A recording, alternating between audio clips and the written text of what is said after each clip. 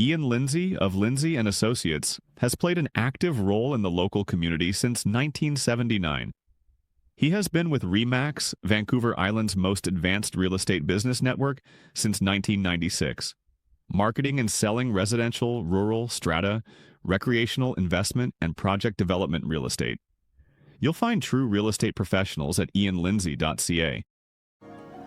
You're listening to Nonpartisan Hacks Pulse Edition, our locally focused series where we zoom in on how government actually works right here on Vancouver Island. I'm Sean Wood, councillor with the City of Parksville. And I'm Joel Grenz, also a City of Parksville councillor. We are recording today at AVICC, which is the Association of Vancouver Island Coastal Communities Conference, which makes this a little bit of a field trip episode. And we have a very special guest today in the sense that he was literally at the same orientation as us when we were all elected in 2022. Our guest is Amit Gaur, fellow Parksville City Councillor for this term at the council table. Amit, welcome to the... Oh, you should do a little more intro, Sean. Amit Gaur is the City of Parksville Councillor who was elected in 2022. He works in long-term care. He's an RCAF reservist, and he recently spent 6 months deployed at the top of the world. Literally, we'll let him explain that one. Our quick standard disclaimer before we get going: the views expressed here are our own and don't represent the official positions of the City of Parksville or any other governing body. Amit Gaur, welcome to the podcast. Thank you, folks, for having me. It's my pleasure to be here. So the first burning question we really want to cover, we're going to talk into the past 3+ years of being on local government together, the ups and downs and in-betweens. But first, the burning question everyone wants to know is, how do you actually pronounce your name? It's Amit. And your last name? Gaur. Okay, we've heard lots of variations on that. The first time I asked you, you said it was okay to use any... It's not a very typical North American English name, so that's why we hear so many versions. Amit is very dear to me. I think that's what resonates with me, so I often tell people that's how to pronounce my name. Okay, Fair good. enough. I did pronounce your last name correctly on the first try, I do believe. Yes, right? you did. Yeah. Okay. Sean, pass it to you. Okay, right on. Well, Amit, I think we wanted to talk about, kind of our experience as being elected. We've been kind of 3.5 years in now. Amit, looking back, what are maybe let's start with some of the real positive things that you've experienced. It's all of our first time being elected at City Council. First of all, I want to say it's an honor to be sitting at that table with you guys and the other council members and the mayor. That's a good start to coming on our podcast to say. Yeah, it is. And to be able to serve the community that I love and I've lived for over 11 years, it's again an honor. A lot of respect for the people who put me in that position. It's a lot of responsibility. What I've learned is a lot of things, as we all have. First term serving in the local government. It's been a lot of learning, is how I would put it at this time. Yeah, I feel like I've had people at this convention asking about, what have you learned and how has it been? And you really feel like you've only just now started to learn what it takes to be on council. And I do have to say that our staff did an amazing job, like onboarding us and getting us familiar with all the things that we need to know, I feel like. And so I feel like we were able to hit the ground running pretty well. But that said, there is still a lot to learn. And that's part of the reason we enjoy doing these conversations, is learning from other people and being able to take that back to our communities.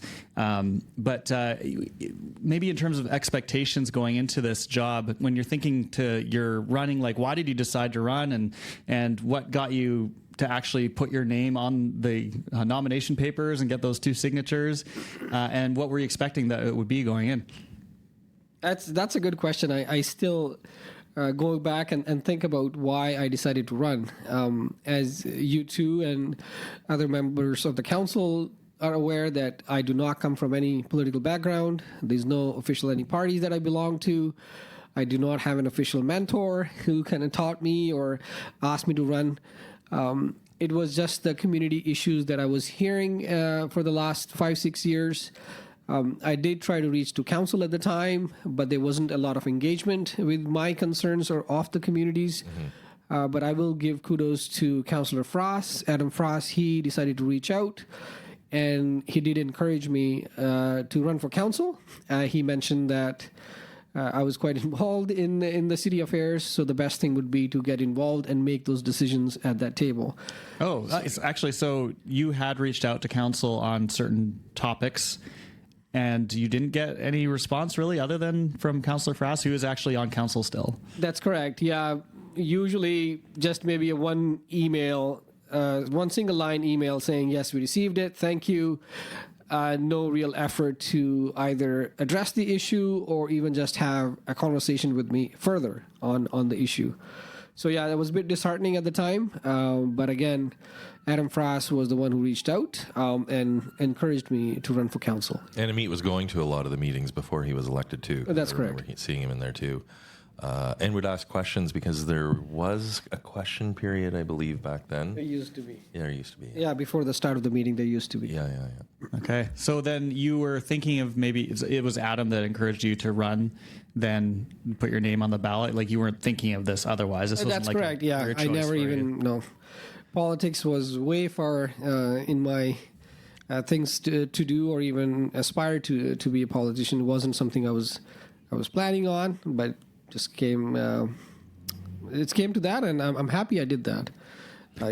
Sean ran previously, so you ran federally in an election, so that was maybe a logical step to run for local government after that. Yeah, I mean, experience? after I lost federally, I had people coming up to me and thanking me that I didn't win, and I'm like, well, what do you mean? And they were supporters, but like with Sean, we would have never seen you. You would have been on a plane all the time and in Ottawa and everything else, and it would have been terrible on my young family. It would have been the worst. But local government, that's the definition: is you get to be an elected representative locally, and it's really the most frontline, straightforward, not necessarily easy, but much better if you have a family than being an MLA or an MP or an MPP.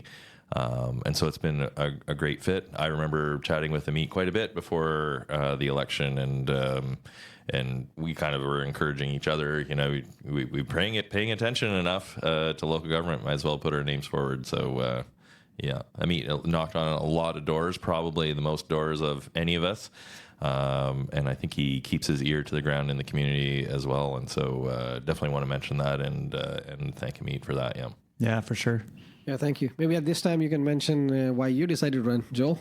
Yeah, I mean, for me, I've been interested in government and politics since I was like grade 6. I remember I made a school newspaper for my elementary school, and it was basically me and another kid that we were given like some opportunity to do some extra stuff in the school, I guess, and so we started a newspaper, and I wrote little articles about what was happening in the news and made even like sort of political comics. I remember Mike Harcourt was the premier at the time. Okay. So I remember like drawing Mike Harcourt. Oh, wow. So I don't know. Okay. Like I'm in grade 6. I don't know why I was doing this, but I always found it interesting, I guess. And first volunteered on a campaign. Then many years later, when I was first had kids, on a 2008 federal election, I was actually inspired by the climate action plan that was being put forward by the Liberal Party at the time. And really still think that's an important issue that we need to tackle. Mm-hmm. And so I volunteered on a campaign. It was Brenda Locke's campaign, was running federally in Surrey, where I was living at the time. Mm-hmm. And she is now the mayor of Surrey. Mm-hmm. She didn't win that race, but she has since gone on to become the mayor of Surrey and was previously an MLA. And through that, I met a whole bunch of different people that were politically involved, and so got involved in a lot of campaigns. Many years working on different campaigns at pretty much every level. So municipal, I did Vancouver election municipally that I worked on, federal elections, leadership races. So I kind of was behind the scenes on a lot of them, with always this idea in the back of my head that, maybe, one day I'll probably run. And then, the years go by and you realize, wait a minute, one day is kind of creeping up on me here. So for the Parksville race, then I was thinking about, okay, maybe I'll run. And it was probably around July or August of 2021, whatever the math is on. 22. Yep. That I was right, 2022, that I was thinking, okay, well, maybe the time is good. My kids are all going to high school now. They're all going to be kind of stable, set up. They don't need me as much to be in their lives in the same way that I had been before, because I worked from home, was around all the time. And so I talked to the mayor at the time and said, I'm thinking of running. And he said, I encourage you to do it. And so I filled out the paperwork and got the 2 signatures and put my name forward. And here we are today. And I just squeaked in out the bottom. And I think one of the overarching themes here is how much time a certain role takes. And, councillor likely takes the least, depending on the size of the city, versus a mayor, versus an MLA, versus an MP, notwithstanding a minister or a premier or a prime minister. Yeah. You start to get into your entire life as being the prime minister. We were just talking about Justin Trudeau, and how much time, obviously away from his family, that cost him. Premier, I don't know how much time he spends with his family. But councillor is probably one of the easiest, maybe trustee or something, but easiest to still manage a family and friends and a life. And then, mayor will take more time, more of a full-time job. MLA, it's your large geographic area and larger population, more responsibility. Minister, and that's not to be taken lightly. You should ideally be single or retired for those roles. It's super hard on your family.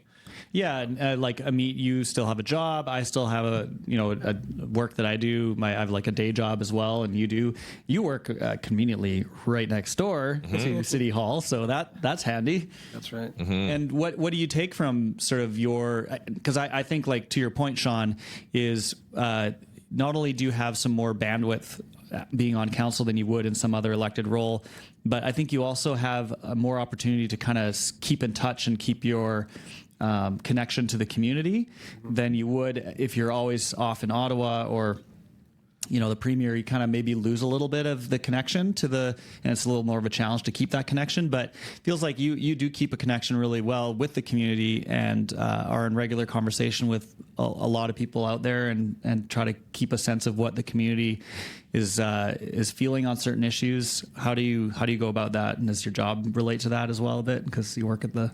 Yeah, as you alluded to, I work next door at Stanford, the seniors home, and that's probably my anchor in the society, in the community, I should say, because a lot of people, as you know, either their spouses, their loved ones, or their parents, grandparents end up in Stanford, where we look after them. And that's where those interactions and those connections are made, either at work, but also through other non-profit volunteer groups. I'm quite active with the members, so I try and get a sense of what the community is feeling and is thinking about some of the issues. The one thing that we have in our favor is we are a small community, so it's easy to sort of get a sense of where people stand. It's not always homogenous group, but it's still Parksville. Like it's relatively easy in a population of 15,000, about 15,000 people, compared to, let's say, Victoria, Vancouver, or even Nanaimo. Yeah, I mean, we were just looking at the population. Sean and I were talking about Victoria. Sean was surprising me with a statistic about Victoria. The population of Victoria proper was 98,000 for just where this kind of proper, and because we're surrounded by other municipalities, whereas Nanaimo's 110. Yeah. City of Vancouver, I think, is 500,000 people. If you're a councillor over there, I think it's like 600,000 but yeah, people. It's multiple times what we're dealing with, and we're not doing this as our full time. Whereas once you go into Vancouver, you have a lot more that you have to be taking on for sure as councillor, even. But to Amit's point, 15,000 is manageable. The premier is also an MLA of an area, and I don't know how many just his riding issues he handles. He doesn't. Right. You just can't do it because you've taken on a job and your party has elected you to do a completely different job, whereas we get to do as local job as possible while also trying to pay attention to try to get provincial funding for or this or that, or push back on bills that we see from the province that we may not be a good fit. We may have a little less in the staffing department than we have premier, but very small staff. Yeah. Very small staff. So what are you thinking back on the last few years and your evolution? Maybe let's think about or talk about a bit about sort of learnings and what has kind of maybe changed in our thinking from being now on the other side of understanding local government. So it's, we get a lot of emails and questions from the community, and now that we're on this side and we've seen the inner workings of local government, how have we changed in our thinking? Like you mentioned, I think it's a lot of learning, and especially for me with no background, I had no idea how we work with the province and how we are essentially a creature, as it's mentioned, of the province with so much power over us. It's a delegated government that local governments are. So there's that dynamic, right? The province with all the paramountcy powers over the local governments. Federal government has all the money. So we property taxation, and we try to solve those little problems within our community. What I've learned is advocacy again becomes the biggest tool that we have at local government. We want to solve a lot of problems, but we don't have the resources to solve it. And a lot of the time, it's not even it's mandated by the province that we cannot even control. So sometimes moments of helplessness, but at the same time, having the tool of advocacy, which I think this council has done an amazing job of talking to the province, even the Premier's office, thanks to even Sean and the Mayor, Doug O'Brien, and all the council members, including team effort. I think we've done a really good job of relaying those concerns from our community to all the people with power above us. So this council has done that. So that's one of the big learning moments for me. The other thing is, whatever decisions we make, we will not keep everybody happy. And, no, you can't. Impossible. And for me, like I try to see what's best for the community at large. But I think if our intent is right and we are able to communicate the decisions that we make in a respectful manner, give people the background why we did it and what our intent is, I think we do a good job of whatever decisions we make. People may still not agree with us. However, they will have the respect for us, because it's not an easy job. Yeah. When we are managing people's monies, and we're talking about the budget, about $22 million for the city of Parksville. We try the best we can. I think we all try to take the approach that whether people agree or disagree with the final outcome or the final decision, the hope is that people see that we are taking a serious look at it and really thinking about it and trying to do our best to understand where the community's at on something, and really hoping to have that trust from the constituents in our community that we're there, we have their back. We are trying to do what's best for the community, and that we're all working within constraints, whether it's financial constraints or legal governance issues that we have to work around. Right. But that we do sincerely hope to try to do the best for the community, because there's so much noise out there on social media and everything all the time. And for me, the challenge has always been when being on the other side of the table, which I was for the most of my life, is you have that almost like if there's no communication with your council or your mayor, that leaves room for speculation and all misinformation. Yeah.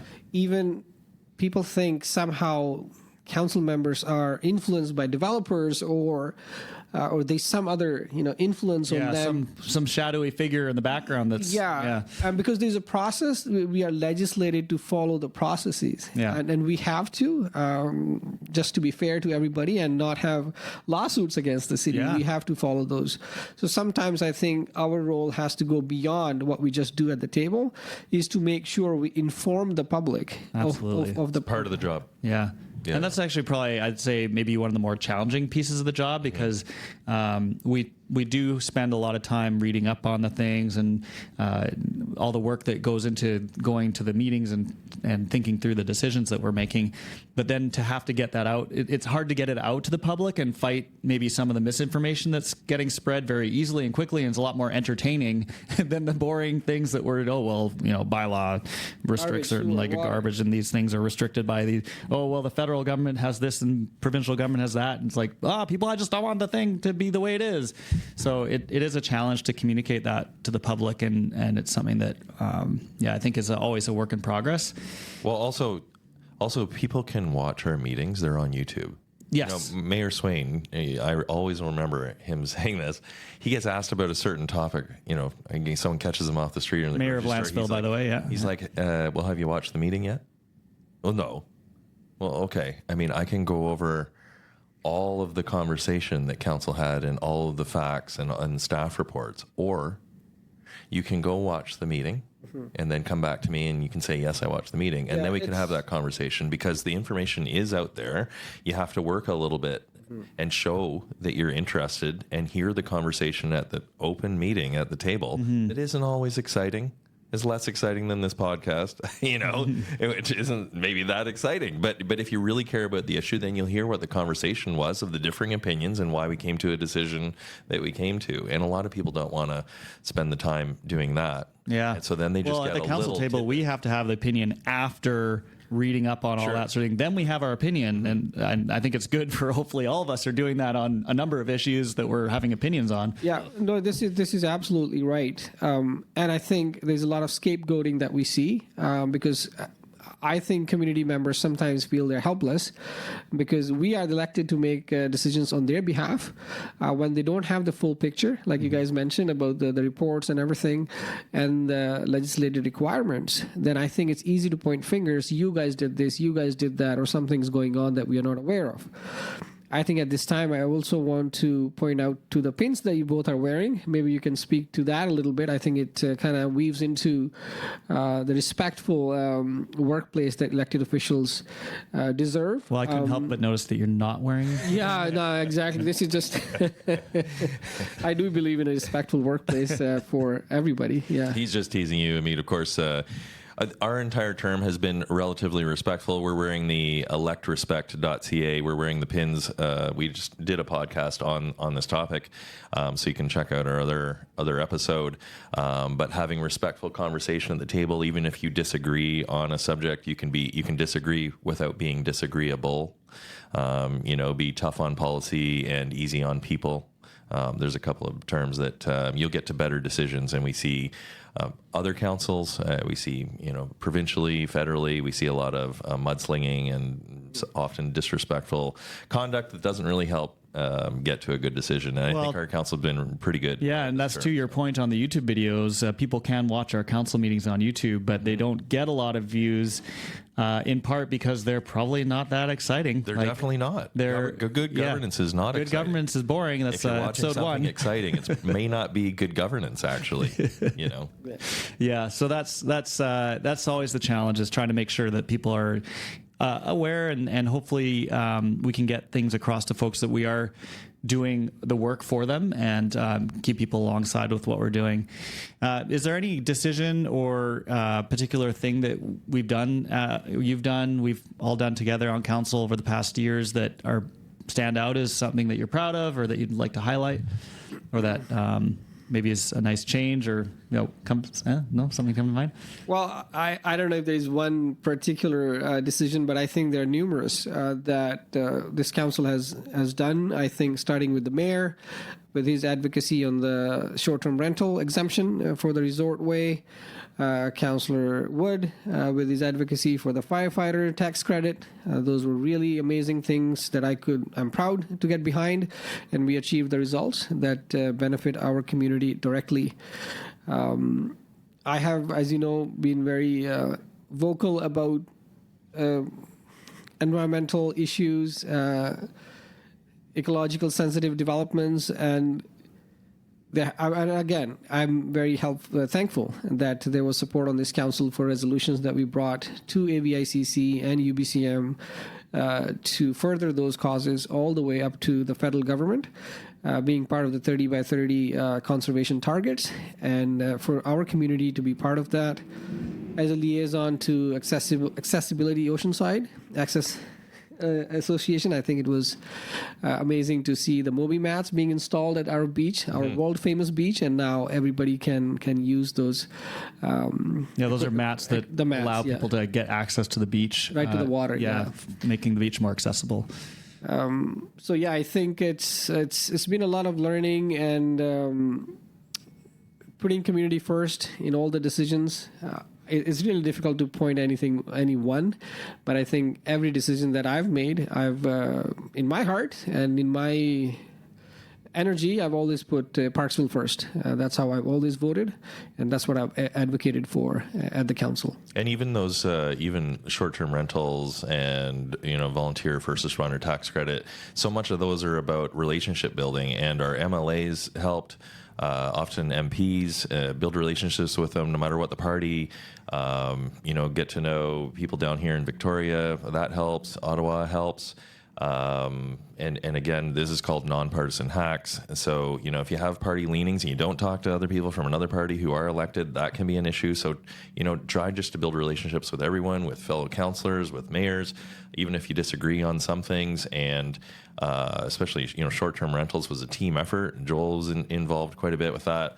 MLA was, opposition MLA was, really team effort on a lot of these things. And so, partisanship can really cause divides, but to get things done, build relationships, and team effort really helps knock it out of the park on a lot of those. Definitely, we have that advantage being in the local government. Yes. We don't have to belong to a party to get things done. Agreed. Yeah, and in fact, we try not to show that we're partisan because that makes it harder to get. As soon as things become a political football, and it's really hard to actually get success on that issue. And that was one thing we tried very carefully on the short-term rentals exemption that we were able to get for Parksville's Resort Row. We were, I think, all very mindful of not turning it into a partisan political football, so that it wouldn't be something that we wouldn't be able to achieve if we were trying to make the government look bad on it or something like that. Right, yeah. And I've heard.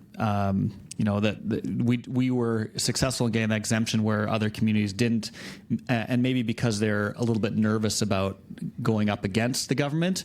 But you don't have to go against the government. You can just say, hey, these are how this policy lands in our community. There's a nuance. Let's adjust the legislation a little bit to make sure that it still reaches the objectives that you're looking to achieve with your policy, but make sure it doesn't have some unforeseen consequences that were very much going to happen in our community, and that was definitely something that I agree that was sort of a success for this council.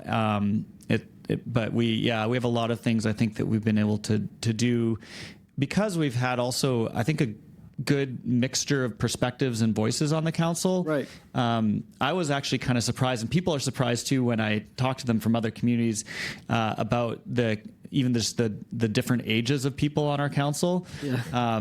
The expectation is because Parksville has, statistically, is one of the oldest communities in the country, but we actually have a very wide range of ages on council represented, and so we have a good balance, I think, of kind of the sort of fresher faces versus the wisdom and historic understanding of the community that is very valuable for making the best possible decisions. And we do see on the short-term rentals thing, we just saw new exemptions up in Kelowna, I believe, have just had some exemptions granted to them on the short-term rentals, which is cool.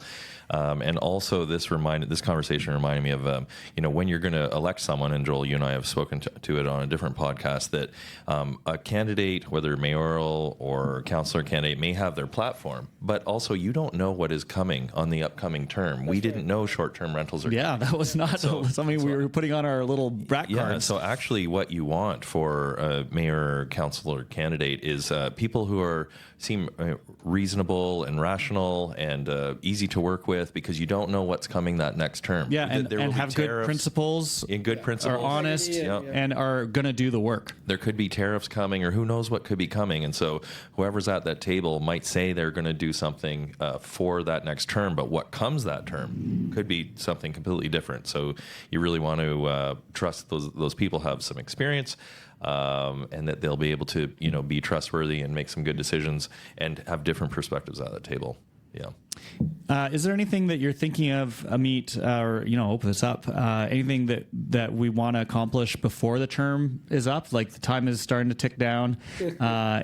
Like for me, this is an interesting part of the term for me, because I've never been elected, and so I'm kind of learning all this stuff along the way. But it's interesting to watch watching how dynamics sort of shift a little bit as people start to see the election coming. Maybe they want to try to make sure they get reelected, so they do maybe behave a little bit differently. Or there are people on the outside in the community who start engaging with the council where they previously weren't at all. And so we're now have maybe more people watching meetings than we did before. So yeah, it's kind of interesting to be part of that phase of the Are you asking if I'm going to make a big splash before the elections? No. You cut through my question. Yeah. Yeah, no. I don't have any. Is this a pool question about a splash? Yeah, no. No, I think, in terms of achieving before the end of the term, I think a couple of good things are already in the works. So, big thing is the OCP revision that we have begun. We have supported the process, and if people give me a chance to serve again, I would be happy to see that come to fruition and in a manner implemented that the community aspires it to be. And the second big thing, as you folks have talked about on this podcast, is the drinking water sustainability and security. We have this water study coming up with some recommendations very soon. Very likely we will have to build some additional storage for water. So those are important issues that I would like us to, again, just make positive steps towards. Yeah. But other than that, nothing really specific that comes to mind that I want to do before the elections, no. Yeah, I mean, I think we've been doing it the whole term. That's right. But it's, I guess another learning is that these things take a long time. So you referenced the water study.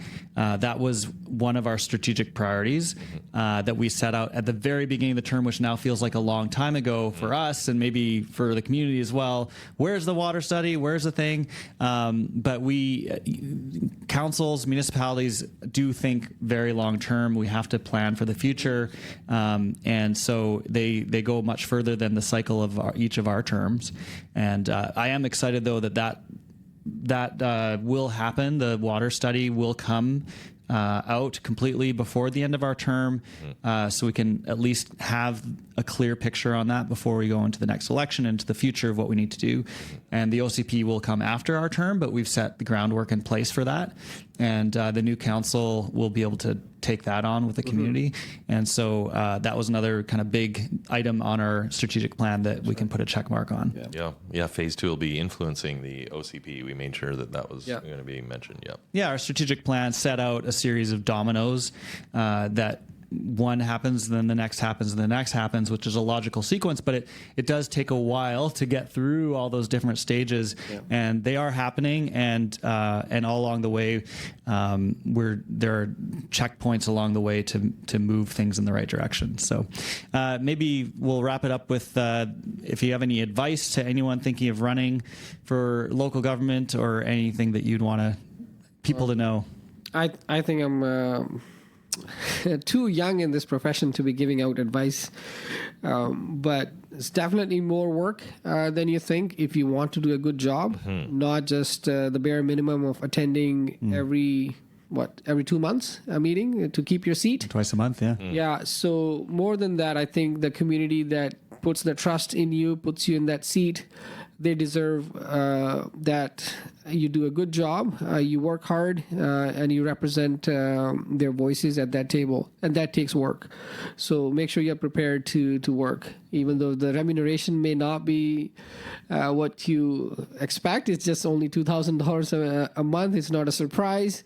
But again, it is a lot of work. But it's a lot of... It's rewarding. It's rewarding. It's a lot of, at the end of the day, it is. Yeah.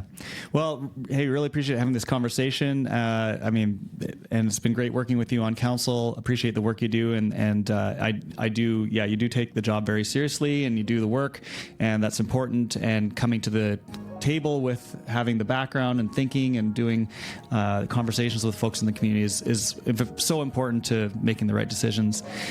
So there's something very fitting about having this conversation at AVICC, I think. We're surrounded by folks from all over Vancouver Island, but they're all doing the same thing we're trying to do, which is trying to figure out how to make the community better one vote at a time. 4 years goes fast. I mean, that's the line here that we have in our little script. It seems fast, but at the same time, it seems like we have all learned a lot and been through a lot in 3.5 years, really. Yeah. We came in knowing each other a little bit, and I think we're leaving knowing a lot more. About this job, about our community, and probably about ourselves. Yeah, each other. About where the bathrooms are in City Hall. Amit, thanks for being on the show. Really glad you'd come on. Yeah, thank you. Thanks to me, it was fun. Thank you for the invite. Thank you. For our listeners who want to learn more about what's happening in Parksville, you can find more on nonpartisanhacks.com. And if you have a good government story, a guest suggestion, or a topic you want to dig into, we want to hear it. Yeah, that's a wrap on this Pulse edition. Next time, take care of yourself and your community.